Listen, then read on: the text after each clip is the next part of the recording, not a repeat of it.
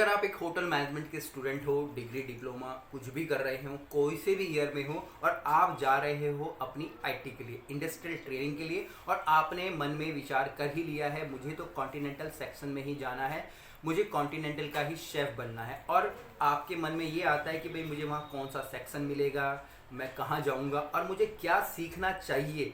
तो ये वीडियो में मैं आपके डाउट्स क्लियर करने वाला हूँ। आपको मैं 5 पॉइंट्स में यहाँ बताने वाला हूँ कि आपको जब आप अपनी आईटी के लिए जा रहे हैं, इंडस्ट्रियल ट्रेनिंग के लिए जा रहे हैं, तो आपको वहाँ पे क्या सीखना है, ताकि जो भी आप फ्यूचर में कॉन्टिनेंटल डिपार्टमेंट में करना चाहते हो वहाँ पे आपको बहुत ही ज़्यादा हेल्प हो जाएगी और आप अभी से ही अपनी अपनी जो बेसिक्स हैं या अपनी बुनियाद है कॉन्टिनेंटल शेफ़ बनने के लिए पूरी कर रहे होंगे। अगर आपने कॉन्टिनेंटल डिपार्टमेंट चुना है तो होटल्स के अंदर आप कॉफ़ी शॉप में काम कर रहे होंगे, आप पेंट्री में काम कर रहे होंगे, हो सकता है आप गारमेंजर में काम कर रहे हैं, कोल्ड किचन में आप काम कर रहे होंगे, किसी इटालियन मैक्सिकन किचन में आप लोग काम कर रहे होंगे, बल्क किचन में आप काम कर रहे होंगे, बूचरी में आप काम कर रहे होंगे, वेजिटेबल प्रिपरेशन में आप काम कर रहे होंगे या फिर कोल्ड किचन में आप काम कर रहे होंगे। तो यही सारे डिपार्टमेंट होते हैं जो कि हमारे कॉन्टिनेंटल किचन के अंदर आते हैं। तो आप किस में भी काम कर सकते हैं, बाद में आप कॉन्टिनेंटल के शेफ़ ही बन जाएंगे। ऐसा नहीं कि आप बूचरी में काम कर रहे हैं और आप कॉन्टिनेंटल शेफ़ ना बन पाए, ठीक है। आप पेंट्री में काम कर रहे हैं, आप कॉन्टिनेंटल शेफ़ ना बन पाए, ठीक है, तो आप कॉन्टिनेंटल शेफ़ ही बनेंगे, बट बेसिक्स आपको ध्यान रखने हैं। सबसे पहला पॉइंट है, आपको आपके पास हमेशा एक डायरी और पेन रखना है। जितना ज़रूरी एक शेफ़ के लिए उसका नाइफ होता है, उतना ही ज़रूरी शेफ़ के लिए एक डायरी और पेन रखना है। इस बात को आप गांठ बांध लीजिए, ठीक है। जितना ज़रूरी आपके लिए नाइफ है, उतना ही ज़रूरी आपके लिए एक पेन और एक डायरी है, जिसको कि हमेशा आपके पास रखनी है।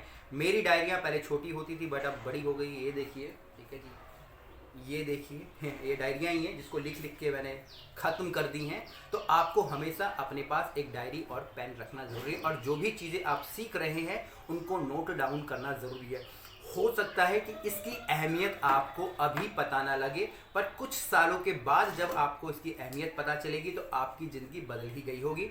अगर नहीं रखते हैं तो सोच लीजिएगा कि आप लगभग हर साल 10% नीचे जा रहे हैं, और अगर आप डायरी और पेन अपने पास रखते हैं तो आप हर साल 15 से 20% ऊपर जा रहे हैं, क्योंकि जब भी आप कुछ लिख लेते हैं वो चीज़ें सच हो जाती है। अगर आपने लिख लिया अपनी डायरी में स्टॉक, तो आपको स्टॉक बनाना आ जाएगा।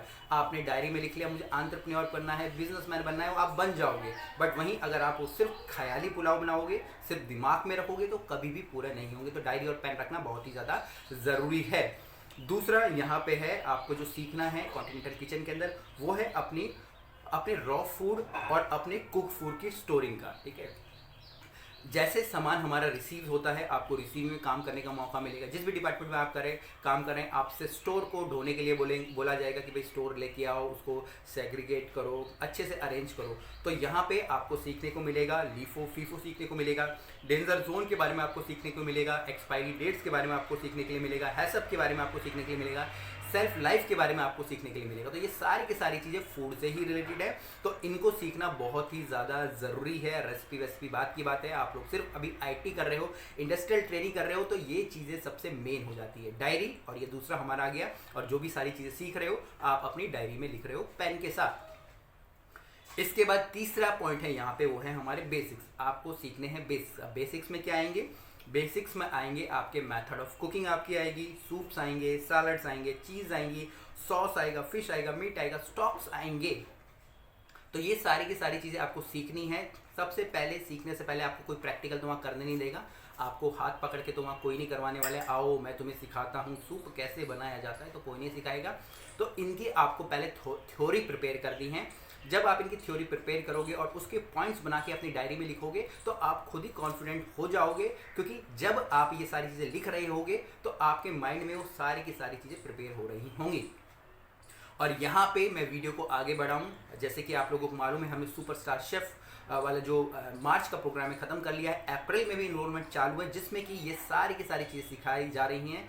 यहाँ पे जो प्राइसिंग भी हम लोगों ने 99 रुपीज़ इसलिए रखा है ताकि जो आईटी कर रहे हैं स्टूडेंट या या होटल मैनेजमेंट कर रहे हैं वो इन सारी चीज़ों को सीख पाए। यहाँ पे हम आपको 9 घंटे से ज़्यादा लेक्चर्स दे रहे हैं 100 क्वेश्चंस दे रहे हैं और उन क्वेश्चन से रिलेटेड वीडियोस के क्वेश्चन और आंसर हम दोनों चीज़ें आपको दे रहे हैं। तो आपको इसको इनरोल करना बहुत ही ज़्यादा ज़रूरी है। 99 रुपये कोई ज़्यादा नहीं होते हैं, बट इससे आपके अंदर एक तरीके की इच्छा जागती है सीखने के लिए। आप बोल सकते हो एक तरीके का आपके अंदर मोटिवेशन आता है अपनी जर्नी को आगे और कॉन्टिनेंटल किचन के अंदर आगे ले जाने के लिए।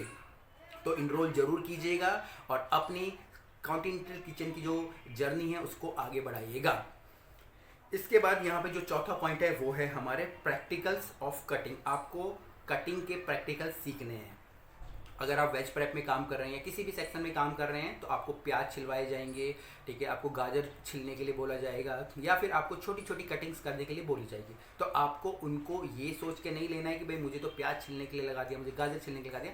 आपको देखना है कि आप वहाँ पर कौन सी कटिंग सीख पा रहे हो और कौन सी तरीके से आपकी वहाँ पे स्पीड बढ़ पा रही है। ठीक है, जब हम स्टार्टिंग में जाते हैं हमको ये भी नहीं पता होता है कि भाई किस नाइफ से क्या छिलना है, पेयरिंग नाइफ से मैं प्याज छिलूँ कि मैं शेफ नाइफ से प्याज छिलूँ। ठीक है, तो यहाँ पे कटिंग की बात सिर्फ कटिंग यहाँ नहीं हो रही है। कटिंग में यहाँ पे मैं सिर्फ वेज की बात नहीं कर रहा हूँ, कटिंग में बात कर रहा हूँ मैं यहाँ चिकन की भी बात कर रहा हूँ, वेज की तो बात हो रही है, साथ साथ में फिश की बात कर रहा हूँ, मैं बात कर रहा हूँ यहाँ पे बीफ की, लैम की या किसी भी प्रकार के कट्स की या किसी भी प्रकार के इंग्रेडिएंट की। तो सब के सब आपको आने चाहिए और ये कटिंग होती है और आपको करवाई जाएगी। नहीं करवाई जा रही तो आप उनको बोलिए कि प्लीज़ मेरे को ये सारी चीज़ें करने दीजिए। तो यहाँ पे आपका चौथा पार्ट खत्म हो जाता है। ठीक है, इसके बाद हमारा पांचवा पॉइंट आता है, पांचवा पार्ट आता है जो कि है हमारे बेसिक्स का। फिर से बेसिक्स की बात कर रहा हूँ और यहाँ पे आपको बेसिक्स क्या सीखने को मिलेगा या आपको जो करना है वहाँ पे जाके वो है आपके स्टॉक्स। आपको स्टॉक्स सीखने हैं, आपको सॉस के बारे में सीखना है, आपको सूप के बारे में सीखना है और यही आपको सीखना है। इसके अलावा कुछ नहीं सीखना। रेसिपीज़ पे जाने की कोई ज़रूरत नहीं है। अगर आप ये सारी चीज़ें समझ पा रहे हैं और उनको लिख पा रहे हैं और फिर प्रैक्टिकली ये कर पा रहे हैं, आपको रेसिपीज़ बनाना अपने आप ही आ जाएगा। कॉन्टिनेंटल किचन में ही होता है। अगर आपको स्टॉक्स बनाना आ गए, आप सारे के सारे सूप्स बना सकते हो। अगर आपको सॉस बनाना आ गया और रोस्टिंग करना आ गया, आप सारे के सारे जो चिकन के डिशेस बना सकते हो। बट समझना ज़रूरी है, रेसिपीज़ के पीछे नहीं भागना है।